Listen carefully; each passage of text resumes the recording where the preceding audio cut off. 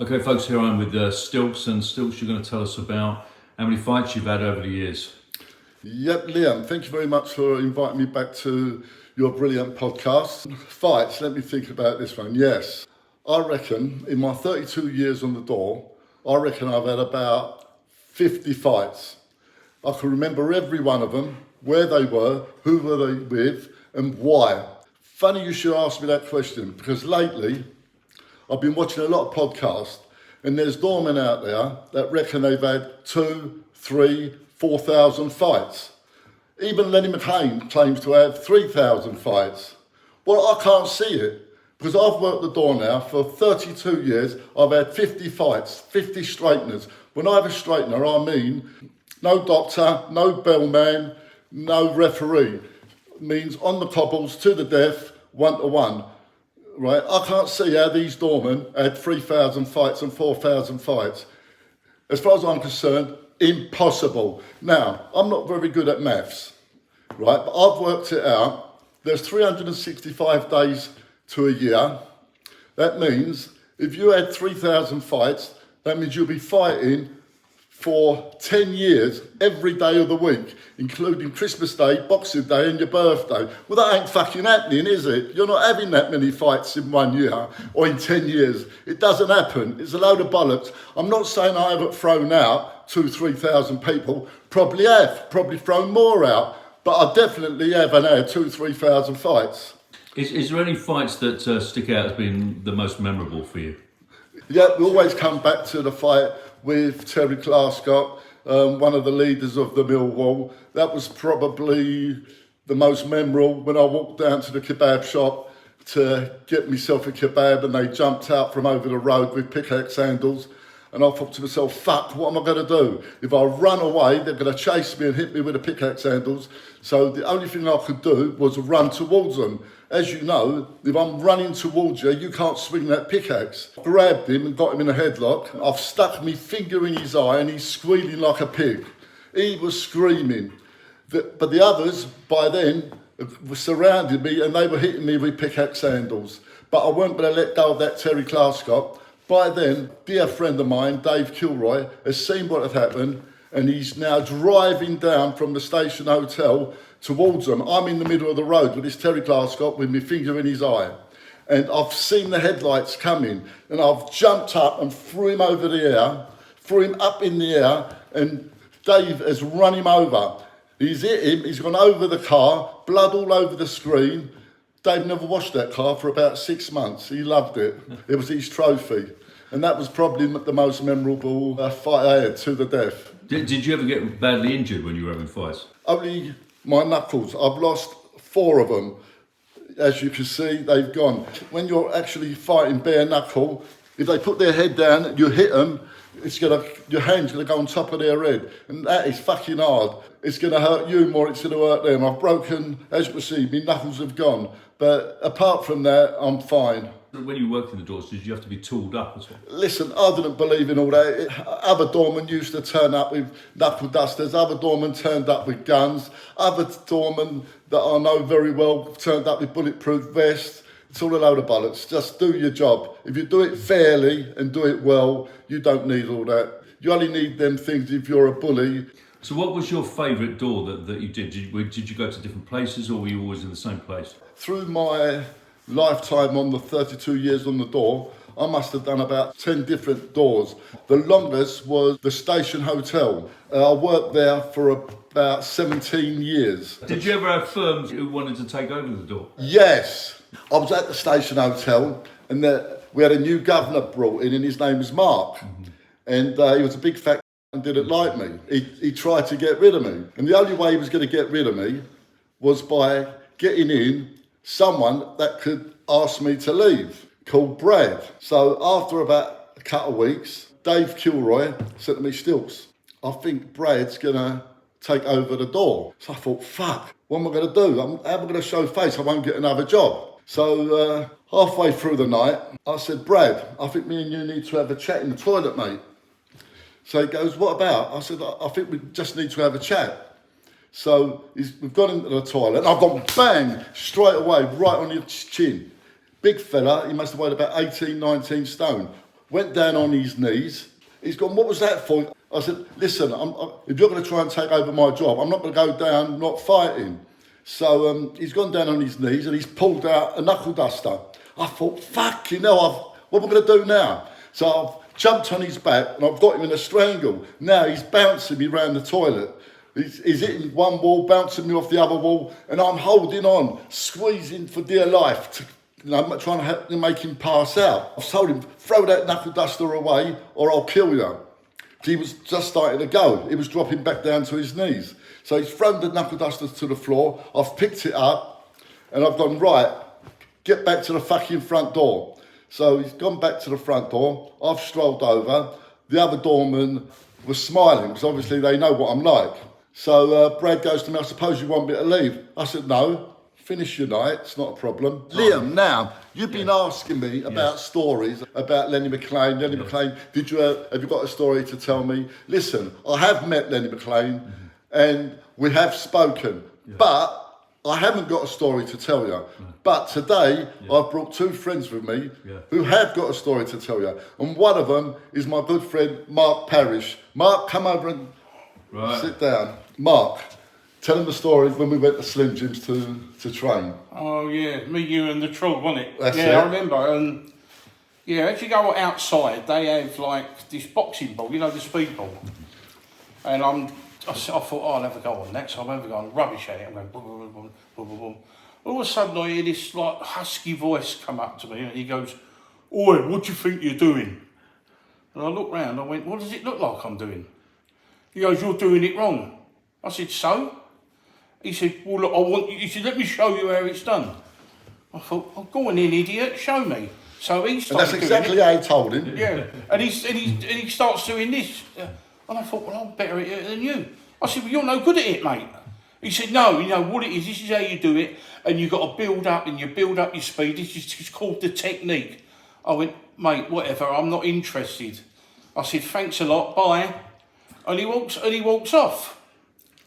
And I looked round, the whole gymnasium was watching. Everyone had stopped training. And I look at Stilks and the trog, and their faces are as red as like stuck on the traffic light, red. I'm thinking, fuck, what has he done? He's my best mate. Mark, I'm going to have to fucking help him here. Anyway, I didn't think anything, and Stilks goes to me, have you got a death wish or something? I went, what do you mean? He said, you know who that was you was talking to? And I went, no. He goes, that was Lenny McLean. I went, who? He said, Lenny McLean. He said, and you're talking to him like he's an idiot. I went, oh, blimey. I said, what should I do? He goes, I'd go home if I was you. And I said, no, I'm not going home. So we carried on doing some training, and Stilts goes, you better go and speak to him. Anyway, I went into the sauna, and all of a sudden there was this like a physique of a bloke bent over, and he's got this big towel over his head. I thought, that must be him. So I sat opposite him, and he goes, all right, cocker, how you doing? I went, oh yeah. I said, listen, I owe you an apology. He said, what do you mean? I said, well, you know, I didn't know who you was. I didn't mean to speak to you with disrespect. And he goes, what's your name? I said, because he spoke in this right husky voice, deep voice. And he goes, I said to him, my name's Mark. He goes, Mark, you're a monster. I saw you out there benching all that weight. He said, are you a powerlifter? I said, yeah. He goes, what you on? I went, what do you mean, what am I on? He goes, what do you take? Do you take steroids? I went, no, I'm natural. He goes, you're a monster, boy. You're a monster. He goes, I like you. And he goes, you say it how it is. And I just didn't think anything of it. And I think to myself, I bent, look down at my knees because they're probably shaking like mad. So anyway, he said to me, he said, do you know what? He said, that lot out there, he said, the lot of them, bunch of brown noses, all of them. He said, but you, I like you.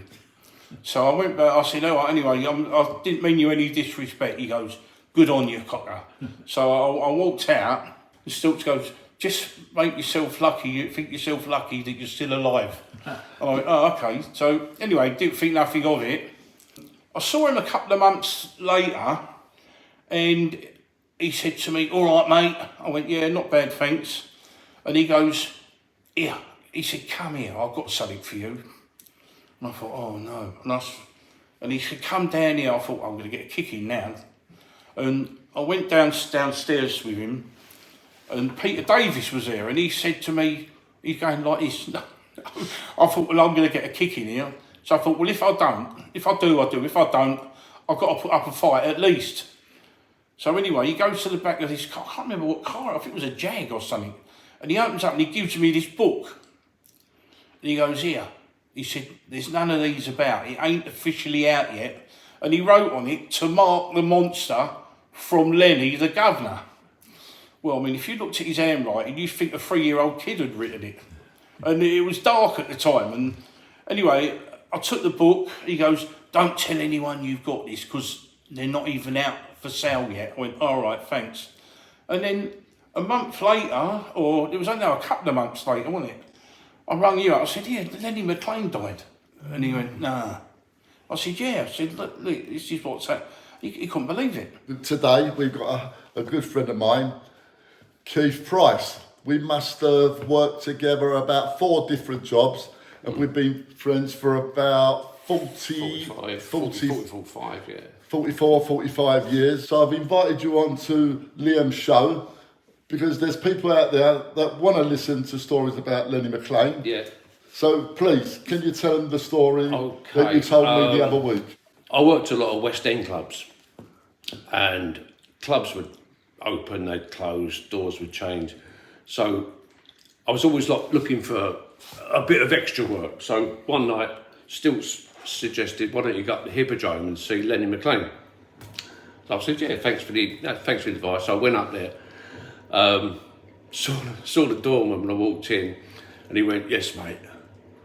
I said, oh, my name's Keith. I said, I've just come to see if there's any extra door work going. He went, come in. So he took me up this flight of stairs, and we walked in this dark office. Fuck me, it was like a scene from The Sopranos. Lenny McLean was sitting behind this big desk.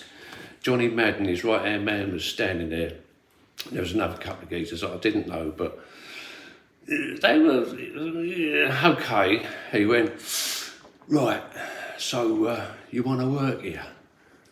I said, yeah, it'd be nice. He went, cigarette? I said, yeah, lovely, thanks. I leant forward. He went, I wasn't fucking offering, I was asking. I want a cigarette. I went, oh, sorry, yeah. So I reached in my pocket, got out my fags. I passed them over with a lighter. He leant forward, he took one, lit it, put the fags in his pocket. I'm sitting there and he went, so who'd you know? I said, well, it's Stilks that recommended I come here. He went, oh, you know Stilks? I said, yeah. He said, you work with him? I said, yeah. He went, okay, where else have you worked? And I said, well, I'm working at the Embassy in Bond Street. I said, and Barracuda in Baker Street. He went, right. He said, tell you what, he said, there's got a form here. He said, just put down your contact details. He said, because if you know Stilks, he said, I don't really need to know too much about you. He said, and I'll ask around the other clubs where you said you're working and see what they reckon on you. He said, but yeah, you seem all right, you know. So he called the manager in. There's this skinny little fella with glasses. He went, look, this is Keith. I've got all his details. He said, when the next job comes up, if Keith passes through our tests and checks, he said, he's the next one in, yeah? He went, oh, yes, Mr. McLean, yes, Mr. McLean. And he went, right, was there anything else? I said, yeah, can I have my cigarettes back? He went, do fucking what? I said, my cigarettes. I said, I ain't been bullied since I was at school, you know. Can I have my cigarettes back? He went, fuck me, you got some balls. Here you are. And he gave me the cigarettes back, and he went, do you know what? I think I like you, you're all right. I'll give you a shout when something comes up. Anyway, I think Stilts got the job instead of me. Is that right? I did get asked to do it, but I was already working at the station. Okay, so that was the end of that. So you never actually got to work with him in the end, no? No, shortly after that, Lenny, he had to go to court for something that happened somewhere else. At the music machine. So he didn't stay at the Hippodrome No, anymore. he moved on. Yeah. Fantastic. So Stilks, we're going to wind this up now. You've had these two great people on today, they're really good mates you've known forever, and we're going to be hearing more from you in the future, aren't we? Oh, there's loads of stories. I don't want to go on and on and on and on. Yeah. Let's get these out today, Liam. Yeah, I'm sure they're going to want to see you again and your mates, so thanks very much. Okay, have a good day, Liam. Pleasure. Thank you.